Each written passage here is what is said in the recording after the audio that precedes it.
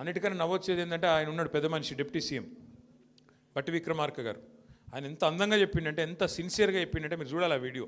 ఇట్లా పట్టుకొని కార్డు పట్టుకొని, ఈ కార్డు చూడండి, జాగ్రత్తగా పెట్టుకోండి, ఒక 100 రోజులు జాగ్రత్తగా పెట్టుకుంటే దాని తర్వాత మీకు బ్రహ్మాండంగా ఈ స్కీమ్లో ఈ చాలా ముఖ్యమైన కార్డు ఇది, ఈ ముఖ్యమైన కార్డును మీరు జాగ్రత్తగా పెట్టుకోండి, 100 రోజులు అన్నీ చాలా అవుతాయి అని చెప్పి ఇంత బాగా చెప్పిండంటే నిజంగా యాక్టింగ్ చూస్తే కమల్ హాసన్ కూడా అడ్డం పడాలి.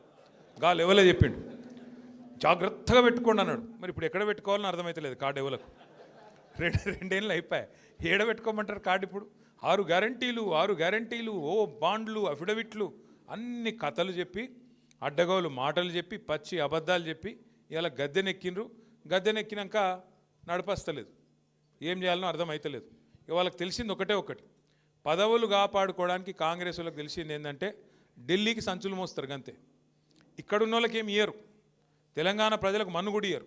కానీ ఢిల్లీకి మాత్రం ముఖ్యమంత్రి గారు 62 సార్లు వేయండు. ఇప్పటికీ 62 సార్లు ఎందుకు పోతాడు? మన కోసమో రాష్ట్రం కోసమో కాదు, పోయేది కేవలం సంచులు మోసుకపోవాలి, జీ హుజూర్ అనాలి, సల్యూట్ కొట్టాలి, నా పోస్టు జర దండం పెడతా, ఇంకో 4 రోజులు ఉంచు, నీకింత నాకింత.